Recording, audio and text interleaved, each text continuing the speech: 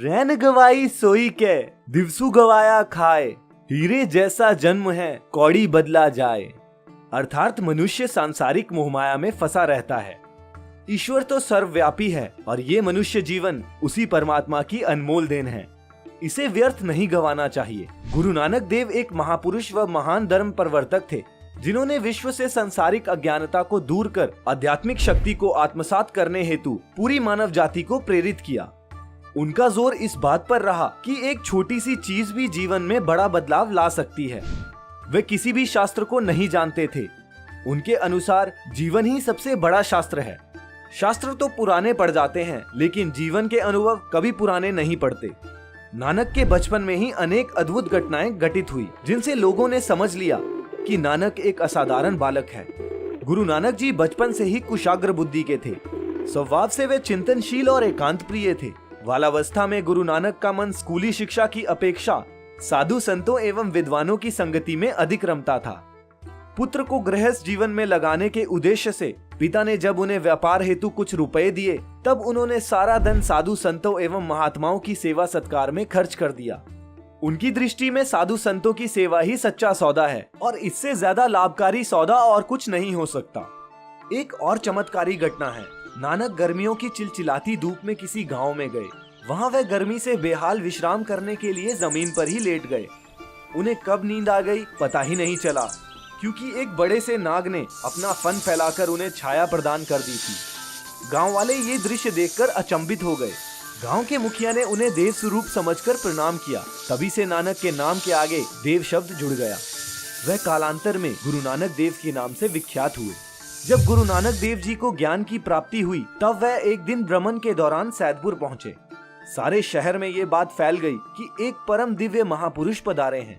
शहर का सबसे अमीर आदमी था मालिक बागो, जो जुल्म और बेईमानी से धन कमाता था। वो गरीब किसानों से बहुत ज्यादा लगान वसूलता और कई बार उनकी फसल भी हड़प लेता था। जब मालिक बागो को नानक देव जी के आने का पता चला, तो उसने गुरु नानक को अपने घर बुलाने का मन बनाया। बाबा नानक अपने एक दीन भक्त भाई लालो के घर रुके हुए थे। लालो बहुत खुश था और वो बड़े आदर सत्कार से गुरु जी की सेवा कर रहा था। गुरु नानक भी बड़े प्रेम से उसकी रूखी सूखी रोटी खाते थे। जब मालिक बागो ने गुरु जी को अपने महल पर आने का न्योता दिया, तब गुरु जी ने उसका निमंत्रण ठुकरा दिया। ये सुनकर बागो को बहुत गुस्सा आया और उसने गुरु जी को अपने यहाँ लाने का हुक्म दिया। मालिक के आदमी नानक देव जी को उसके महल में लेकर आए तो मालिक बोला, गुरुजी, मैंने आपके ठहरने का बहुत बढ़िया इंतजाम किया था।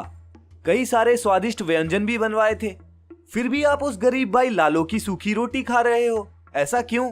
गुरुजी ने उत्तर दिया, मैं तुम्हारा भोजन नहीं खा सकता, क्योंकि तुमने गलत तरीके से गरीबों का खून चूसकर ये रोटी कमाई है, जबकि लालो की सूखी रोटी उसकी ईमानदारी और मेहनत की कमाई है। मालिक बागो ने गुरुजी से इसका सबूत देने को कहा। गुरुजी ने लालो के घर से रोटी का एक टुकड़ा मंगवाया। फिर शहर के लोगों के भारी जमावड़े के सामने गुरुजी ने एक हाथ में भाई लालो की सूखी रोटी और दूसरे हाथ में मालिक बागो की चुपड़ी रोटी उठाई। दोनों रोटियों को जोर से हाथों में दबाया तो लालो की रोटी से दूध और मालिक बागो की रोटी से खून टपकने लगा। भरी सभा में मालिक बागो अपने दुष्कर्मों का सबूत देख बुरी तरह से हिल गया और नानक देव जी के चरणों में गिर गया।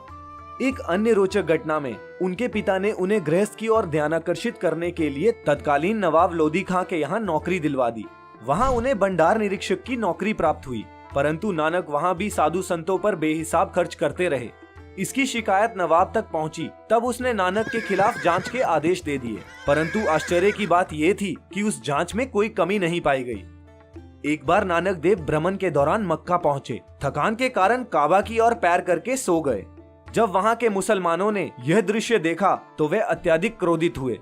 चमत्कार तो उस समय घटित हुआ जब लोग उनका पैर जिस दिशा में करते, उसी दिशा में काबा के दर्शन होते। ये देख सभी ने उनसे श्रद्धा पूर्वक क्षमा मांगी। श्री गुरु नानक देव जी का जीवन भर साथ उनके शिष्य मर्दाना ने दिया, जो धर्म से मुसलमान थे।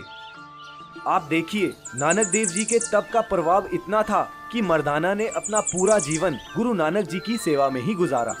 इसका उल्लेख कहीं नहीं मिलता कि मर्दाना ने कभी अपना धर्म छोड़ने या पकड़ने का नाटक किया हो। सैकड़ों साल पुराने सामाजिक सच आज के सच हो, ये जरूरी नहीं है। गुरु नानक जी का धर्म जड़ नहीं, जागृति और चैतन्य की अनुभूति है।